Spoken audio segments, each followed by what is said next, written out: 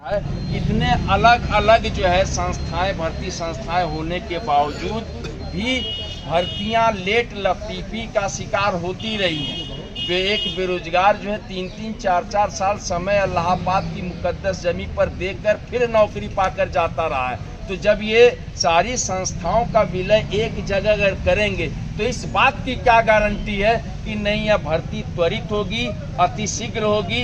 इस बात पर हमको संदेह है। सरकार चाहे जितना भी दावा ठोके, लेकिन उत्तर प्रदेश के नौजवान बेरोजगारों को इस बात का बहुत ज़्यादा शक है कि एक साजिश के तहत इसकी भर्ती जो है ये संस्था का गठन किया गया। बीएड और टेट को भी अनिवार्य करने वाले हैं लोग। देखिए, एक अभी जो है इस पर कुछ भी कहना जल्दबाजी होगा, लेकिन एक ऐसी कवायद चल रही है। जैसे आपने उम्र की बात की, उम्र 40 साल अधिकतम लोक सेवा आयोग में है। माध्यमिक शिक्षा सेवा चयन बोर्ड में अधिकतम उम्र की कोई सीमा नहीं है।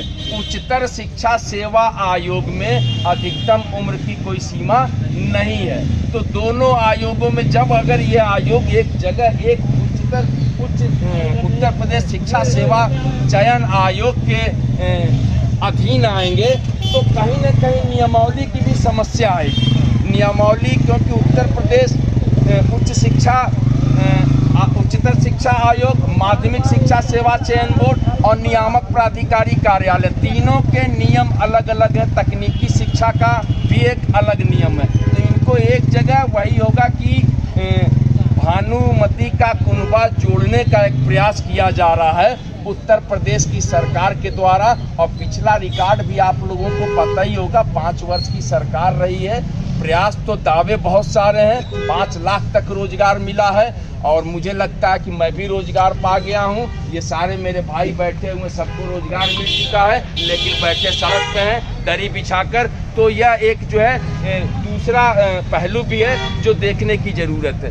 बाकी अगर बीएड को और टेट को अनिवार्य करेंगे, बीएड के साथ टेट, खास तौर से माध्यमिक शिक्षा सेवा चयन बोर्ड यानी टीजीटी पीजीटी में अभी तक ऐसा हुआ नहीं है।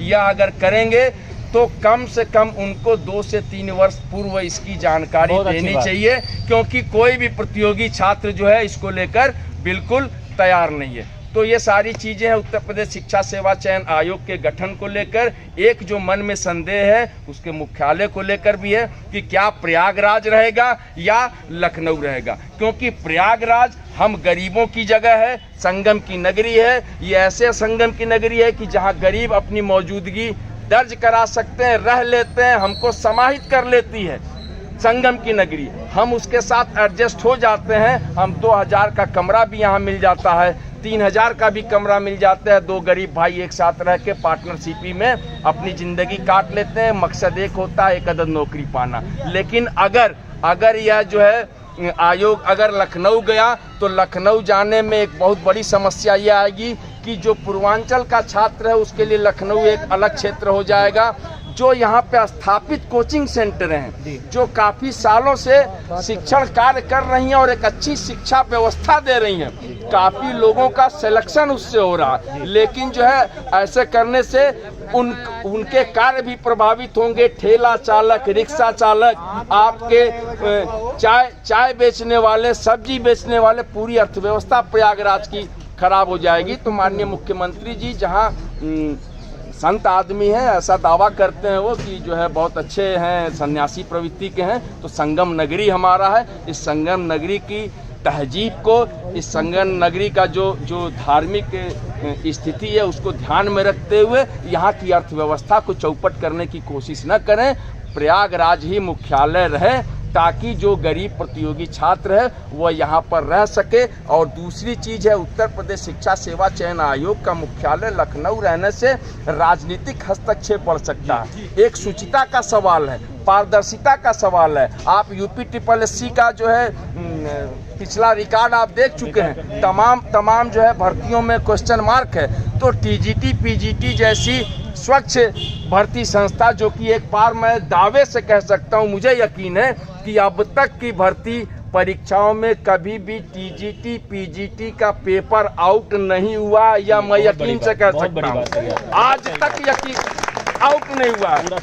तो ऐसी परिस्थिति में अगर यह उत्तर प्रदेश शिक्षा सेवा चयन आयोग लखनऊ में अगर मुख्यालय बनाया गया तो पॉलिटिकल हस्तक्षेप सांसद, मंत्री या किसी बड़े अधिकारी के रिश्तेदारों के साथ जो है बैठ के लाभ का सौदा हो सकता है। उसमें हम जैसे गरीब बेरोजगार प्रतियोगी भाई जो 3,000 3,500 में अपना गुजर बसर करते हैं और अपने किताबों से इश्क करके, अपनी किताबों से मेहनत करके एक उम्मीद के साथ जीते हैं कि एक नौकरी हम अपनी मेहनत की बदौलत हासिल कर लेंगे, वह उम्मीद टूट जाएगी, उस गरीब बेरोजगार का दिल टूट जाएगा, क्योंकि वो इतना क्षमतावान नहीं होता किसी सांसद और किसी विधायक और किसी अधिकारी से अपनी सिफारिश करा सके। तो इसलिए मैं कहना चाहूँगा कि उत्तर प्रदेश शिक्षा सेवा चयन आयोग का गठन हो तो इसको ध्यान में रख के कि मुख्यालय प्रयागराज में हो और जो वर्तमान में भर्तियां चल रही हैं उनको चलने दिया जाए और इसकी भी व्यवस्था किया जाए कि अगर यह गठन हो रहा है तो त्वरित गठन करा के भर्तियां त्वरित कराने का प्रयास करें। सिर्फ मंच पर बोलने से 5 लाख 6 लाख बेरोजगारों को नौकरी देने का कार्य किया गया, यह सही नहीं है। धरातल कुछ और है, जमीनी हकीकत कुछ और है। बेरोजगारों की एक लंबी फहरिस्त है उत्तर प्रदेश में, बलिया से लेकर सहारनपुर तक अगर आप महसूस करेंगे तो चारों तरफ बेरोजगारी का हाहाकार मचा हुआ है। इसलिए मैं माननीय मुख्यमंत्री जी से भी कहना चाहूँगा कि आप इस दर्द को महसूस करिए, उत्तर प्रदेश शिक्षा सेवा चयन आयोग को प्रयागराज में ही रहने दीजिए और त्वरित भर्ती कराइए, अधिक से अधिक विज्ञापन दीजिए ताकि अधिकतम बेरोजगारों को नौकरी मिल सके। जानबूझ किसी तरह लेट कर रहे हैं कि दोनों आयोग को मर्ज कर दिया जाएगा सारे, तो उसको भी विलम्ब से फॉर्म निकाले जाएंगे। ऐसा हो सकता है, लेकिन अभी तक की जो स्थिति है LTGIC में लगभग जो है 5418 पद आए हुए हैं और GIC प्रवक्ता के 400 पद, नहीं सॉरी 400 पद, जिसमें कि 240 पद जो है पुरुष वर्ग में है और 160 पद महिला वर्ग में है।